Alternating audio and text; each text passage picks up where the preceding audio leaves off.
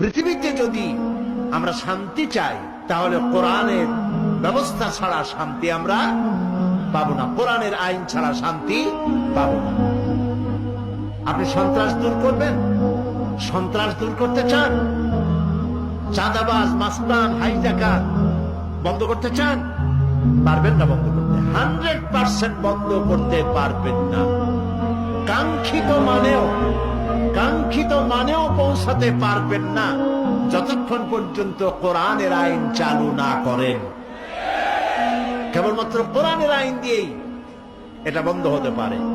এই জন্য পৃথিবীতে শান্তি যদি চাই কোরআনের আইন লাগবে। আমি আর রহমান আল্লামাল কোরআন, আল্লাহ যে দয়াবান, তিনি যে মানবতার প্রতি কোরআন নাজিল করে শ্রেষ্ঠ দয়া করেছেন। এক এক করে পর্যায়ক্রমে 5 দিন আমরা এখানে কথা বলবো, ইনশাআল্লাহ আমি আলোচনা করব। বলেন সবাই ইনশাআল্লাহ। আল্লাহ যেন